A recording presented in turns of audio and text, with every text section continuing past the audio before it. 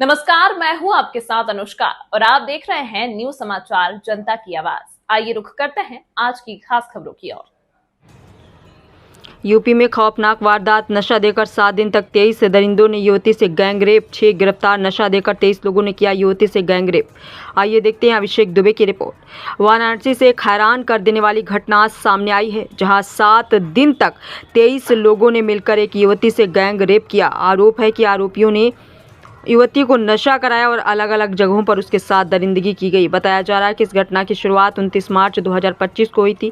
युवती अपनी दोस्त रिया के घर से लौट रही थी, तभी उसे राज विश्वकर्मा नाम का युवक मिला। राज युवती को लंका के एक कैफे ले गया और वहां रात भर उसके साथ गलत काम किया। अगले दिन 30 मार्च को समीर नाम का लड़का अपने दोस्त के साथ युवती को बाइक पर बैठा कर ले गया और रास्ते में गलत हरकत की। फिर 31 मार्च को आयुष अपने 5 दोस्त सुहेल, दानिश, अनमोल, साजिद और जहीर के साथ युवती को कॉन्टिनेंटल कैफे ले गया। वहां नशा कराकर सभी ने बारी बारी से रेप किया। इसके बाद अलग अलग दिन साजिद, इमरान, जैब, अमन, राज खान, दानिश, सुहेल, शुएब और अन्य आरोपियों ने युवती को होटल, कैफे, गोदाम, छत, कमरे और सुनसान जगहों पर ले जाकर गैंगरेप किया युवती। आइए देखते हैं आगे की रिपोर्ट संवाददाता अभिषेक दुबे के साथ।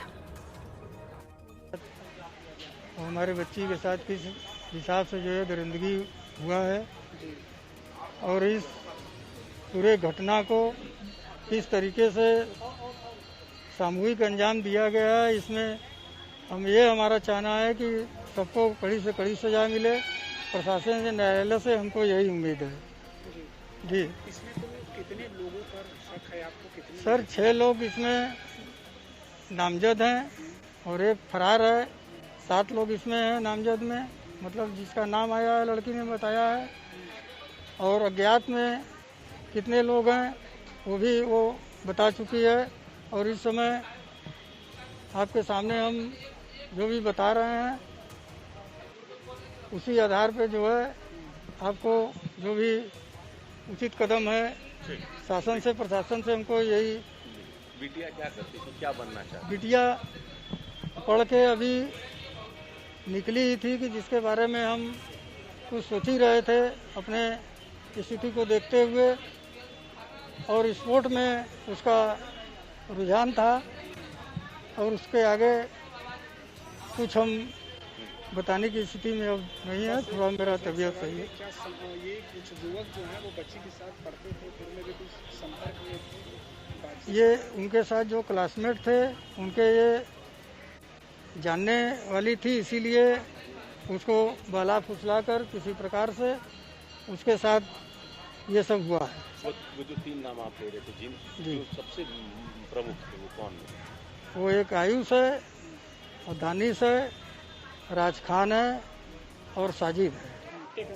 बातें तो बड़ी कही जाती है कि सरकार की तरफ से कि ये कानून व्यवस्था बहुत बढ़िया है, वाराणसी एक हाई प्रोफाइल जगह है, यहाँ पर बच्ची के साथ 4-5 दिनों तक ऐसी बात है। क्या लगता है, विश्वास कितना है प्रशासन पर? क्या कहेंगे न्यायालय से, सरकार से?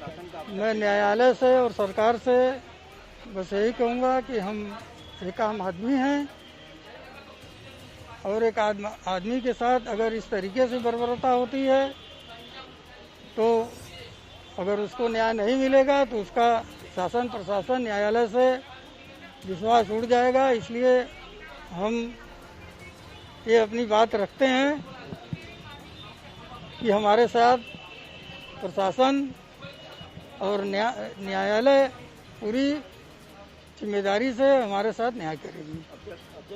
कैसा सहयोग रहा है अभी तक? तो जो भी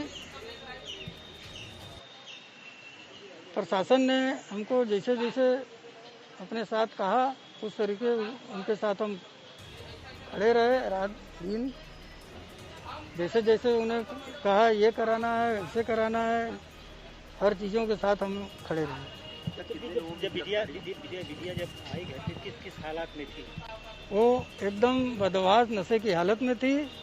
वो कोई स्थिति बताने को तैयार नहीं थी, इसलिए कि वो एकदम नशे में थी। जब उसको होश आया तो वो धीरे धीरे सारी बातें खुलने लगी। 5-6 दिनों में नशे का मिला करके उसके साथ दुराचार किया गया।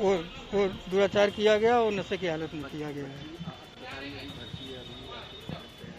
वो कुछ नहीं हुआ, यहाँ हमेशा हमको आना पड़ रहा है। उसका कोई इस तरीके का भी उपचार नहीं हम करवा पाए हैं। लगातार वो नशे में थी, आप कह रहे हैं? हाँ, नशे में ही? वो नशे में ही उसके साथ लोगों ने दरिंदगी किया नशा देकर। लगातार नशा दे। इसलिए वो 2 दिन तक तो कुछ बताने की स्थिति में नहीं थी, कुछ बता नहीं पाई, लेकिन जैसे ही उसको होश आया हम उसको उसकी बात सुनकर हम थाने लाए। वहाँ से ये पूरा जो दिख ही रहे हैं आप क्या हो रहा है। आज 6 अप्रैल को थाना लालपुर में एक सामूहिक दुष्कर्म की एक शिकायत प्राप्त हुई थी।